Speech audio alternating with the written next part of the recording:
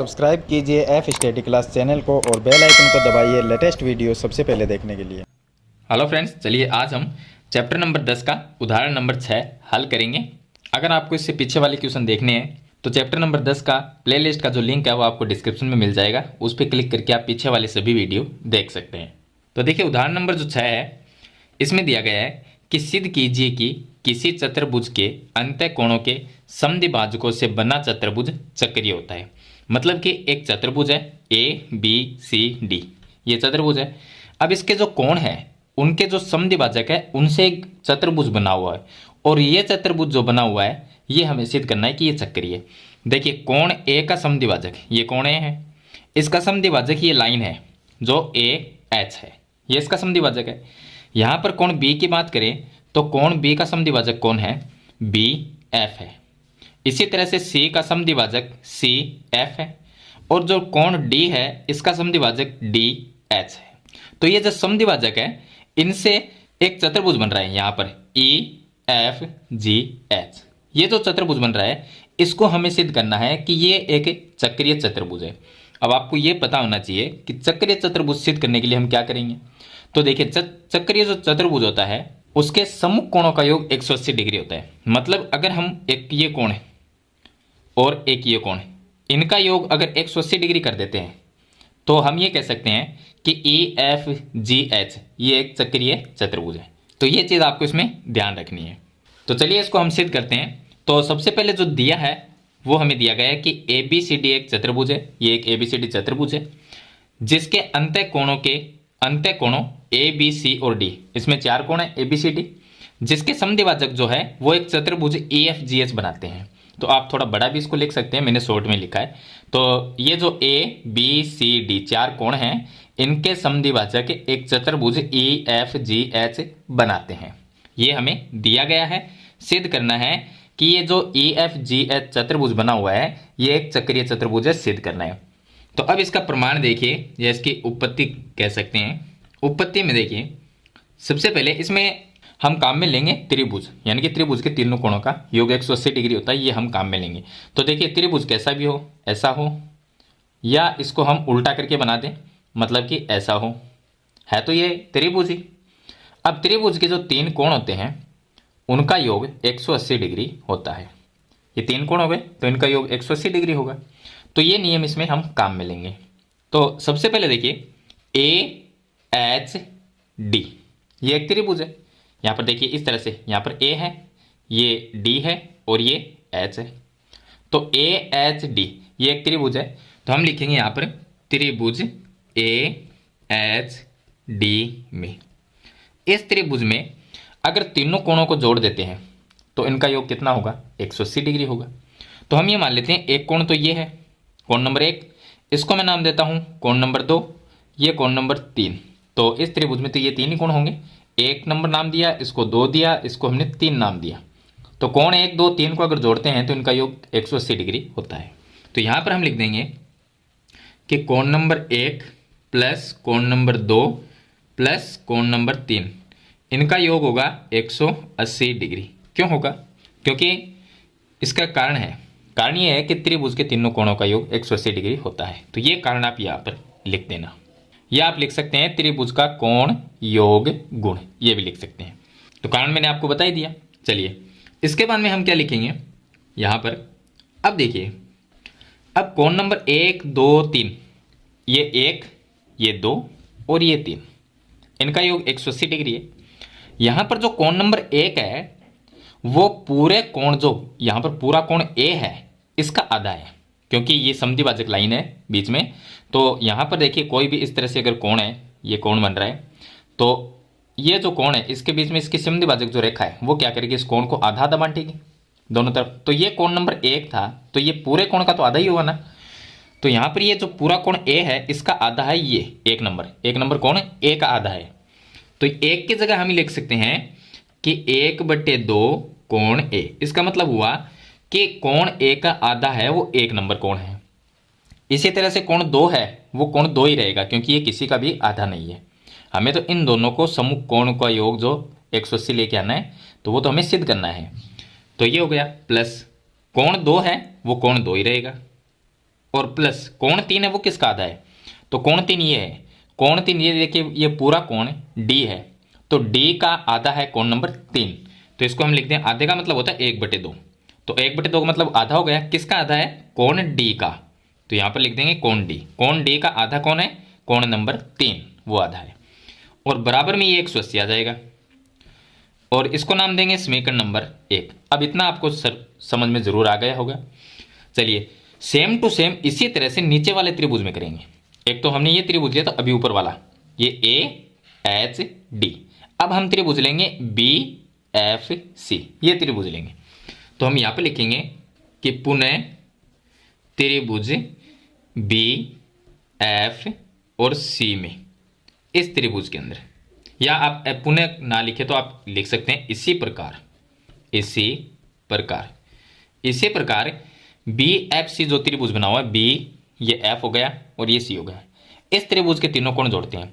तो यहां पर हमने 1 2 3 नंबर नाम दिया, इसको नाम देते हैं 4 नंबर, ये हो गया 5 नंबर और ये हो गया 6 नंबर, यानी ये लिया हमने, ये हो गया 4 और ये 5 और ये 6, इस तरह से ये 3 कोण हो गए। अब इन तीनों को जोड़ते हैं तो भी 180 डिग्री इनका योग होगा, तो इस त्रिभुज के तीनों कोण जोड़ते हैं 4 5 और 6, तो यहां पर लिख सकते हैं कोण नंबर 4 प्लस कोण नंबर 5 प्लस कोण नंबर 6, इनका योग 180 डिग्री होगा। कारण क्या लिखना है कि त्रिभुज का कोण योग गुण लिख सकते हैं, या त्रिभुज के तीनों कोणों का योग 180 डिग्री होता है, यह आप कारण दे सकते हैं। चलिए अब हमें देखिए यहां पर क्या करना है कि कोण नंबर 4 जो है वो बी का आधा है, और कोण नंबर 6 है वो सी का आधा है, और 5 है वो ऐसा कैसा रह जाएगा, तो कोण नंबर 4 की जगह हम लिख सकते हैं कि कोण नंबर 4 किसका आधा है, कोण बी का, तो यहां पर 1/2 कोण बी ये लिख सकते हैं। 5 है वो यहां पर है, तो ये किसी का आधा नहीं है, तो इसको ऐसा कैसा लिखो, और प्लस कोण नंबर 6 किसका आधा है, सी का, तो 1/2 कोण सी का आधा कौन है, 6 नंबर कोण, बराबर में आ जाएगा 180 डिग्री। ये हो गए समीकरण नंबर 2। मुझे उम्मीद है आपको यहां तक कंप्लीट समझ में आ गया होगा, 2 समीकरण आप बना सकते हैं। अब देखिए अब हमें यहां पे क्या करना है कि जो समीकरण 1 है और 2 है उनको जोड़ना है। अब जोड़ना क्यों है, तो कारण तो आपको पता होना चाहिए। मैंने आपको बताया था कि इस चतुर्भुज को चक्रीय चतुर्भुज सिद्ध करने के लिए हमें यह सिद्ध करना होगा कि सम्मुख कोण है।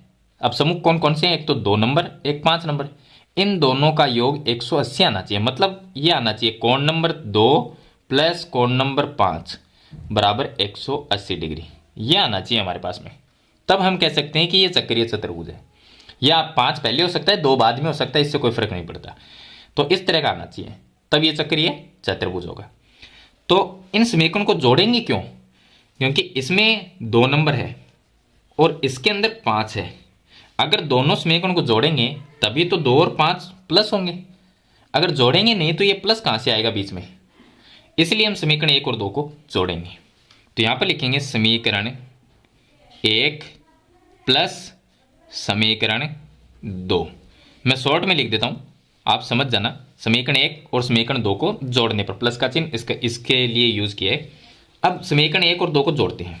समीकरण 1 में ये जो साइड है उसके अंदर ये साइड जोड़नी है आपको, और 180 में ये 180 जोड़ना है, तो यहां से जोड़ते हैं 1/2 कोण ए, 1/2 कोण ए प्लस फिर यहां पर कोण 2 ये आ जाएगा, प्लस 1/2 कोण डी ये आ जाएगा, इसमें ये जोड़ना है तो आगे प्लस का चिन्ह लगाना है, 1/2 कोण बी, 1/2 कोण बी आ जाएगा, और फिर प्लस लिखना है, ये कोण 5 आ जाएगा, और प्लस ये आ जाएगा 1/2 कोण सी, 1/2 कोण सी बराबर में 180 डिग्री आ जाएगा, सॉरी 180 ये आ जाएगा और 180 ये आ जाएगा, तो 180 प्लस 180, क्योंकि ये 180 में 180 प्लस होगा, तो ये बन जाएगा 360।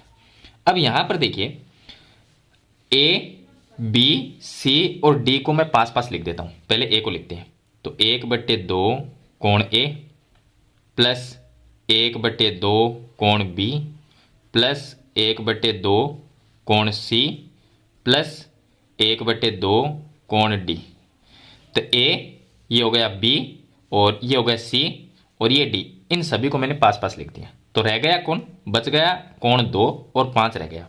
तो प्लस कोण 2 प्लस कोण 5 ये रह गया। अब बराबर में 360 आ जाएगा ये, तो ये हो गया 360 डिग्री। यहाँ तक भी आपको कंप्लीट समझ में आ गया होगा। उसके बाद में हम क्या करेंगे कि ये जो 1/2 है, इनमें ए बी सी डी सभी के पास में 1/2 है, तो 1/2 कॉमन ले सकते हैं इनसे।